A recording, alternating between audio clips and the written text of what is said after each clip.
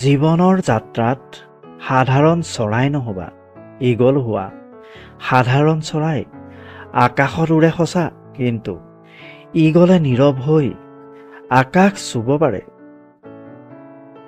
কেতিয়াও না নকবা, কেতিয়াও মই কৰিব নোৱাৰো, এনেকৈ নকবা। তুমি অনন্ত, সকলো শক্তি তোমাৰ ভিতৰত আছে, তুমি সকলো কৰিব পাৰিবা। ঝাৰু মৰা মানুহৰ কাম আৱৰ্জনা পৰিষ্কাৰ কৰা, আৰু যিসকলে তেওঁলোকক ঘৃণা কৰে তেওঁলোকৰ কাম হ'ল আৱৰ্জনা সৃষ্টি কৰা। আমি প্ৰত্যেকেই নিজৰ যোগ্য ব্যক্তি বিচৰাৰ চেষ্টা কৰোঁ, কিন্তু কোনোৱে কাৰোৰ যোগ্য হ'বলৈ চেষ্টা নকৰে। কিছুমান মানুহ মমবাতিৰ দৰে হয়, সকলোকে পোহৰ বিলাওঁতে বিলাওঁতে নিজেই শেষ হৈ যায়। যদি কাৰোবাৰ প্ৰতি ভাল পোৱা নাথাকে, তেওঁক কেতিয়াও মিছা আশা নিদিবা, কাৰণ আপোনাৰ কেইদিনমানৰ সুখৰ বাবে তেওঁৰ জীৱনৰ পৰা সুখ গুচি যায়। জীৱনৰ সকলোতকৈ ডাঙৰ জয় হ'ল এনেকুৱা এটা কাম কৰি দেখুওৱা, যিটো সকলোৱে ভাবিছিলে যে তুমি কেতিয়াও এই কাম কৰিব নোৱাৰা। কিছুমান ভুলে মানুহক যেনেকৈ শিকিবলৈ সহায় কৰে, ঠিক কিছুমান আঘাতেও মানুহক সলনি কৰাত সহায় কৰে।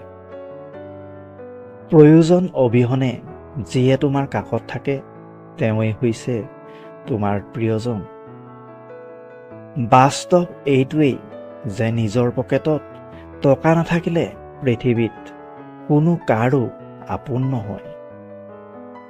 সকলোতকৈ ডাঙৰ ধৰ্ম হ'ল নিজৰ স্বভাৱৰ প্ৰতি সত্য থকা আৰু নিজৰ প্ৰতি বিশ্বাস ৰখা। সকলো সময়তে আনৰ কল্যাণ কৰাৰ চেষ্টা কৰিবা, দেখিবা ঈশ্বৰে তোমাক কল্যাণ কৰিছে। পৃথিৱীৰ সকলোতকৈ দুৰ্ভগীয়া সেই মানুহজন যিজনে নিজৰ দুখ, কষ্ট, খং, অভিমান কেতিয়াও আপোনজনক ক'ব নোৱাৰে। এই পৃথিৱীত সেই মানুহজনেই সকলোতকৈ বেছি ঠগ খায়, যিয়ে নিঃসন্দেহে মানুহক অন্ধৰ দৰে বিশ্বাস কৰি লয়। যদি সুন্দৰকৈ জীয়াই থাকিবলৈ বিচাৰে, তেনেহ'লে মনত ৰাখিব যে সমস্যাক তুচ্ছ জ্ঞান কৰিব লাগিব আৰু সমাধানক ধ্যান কৰিব লাগিব। বুদ্ধিমান মানুহে তেওঁৰ নিজৰ জৰুৰী কামত তেওঁৰ জীৱন ব্যয় কৰে। মানুহৰ জীৱনত সমস্যাৰ প্ৰয়োজন আছে। সমস্যা আছে বাবেই সাফল্যৰ সোৱাদ বহুত বেছি। যি ব্যক্তিয়ে নিজৰ হৃদয়ৰ পৰা কাম নকৰে, তেওঁ শূন্যৰ অবিহনে একোৱেই অৰ্জন কৰিব নোৱাৰে। আপুনি যদি জীৱনত সফল হ'ব বিচাৰে, তেনেহ'লে কঠোৰ পৰিশ্ৰমৰ ওপৰত আপুনি বিশ্বাস ৰাখক, কাৰণ ভাগ্যটো জোৱা খেলতে সক্ৰিয় হয়। কাৰোবাক পোৱাৰ আশাত বহি নাথাকিবা, সেই আশাই তোমাক ধ্বংস কৰি পেলাব। নিজক এনেকুৱাকৈ তৈয়াৰ কৰা যে সকলোৱে তোমাক পাবৰ বাবে আশা কৰে।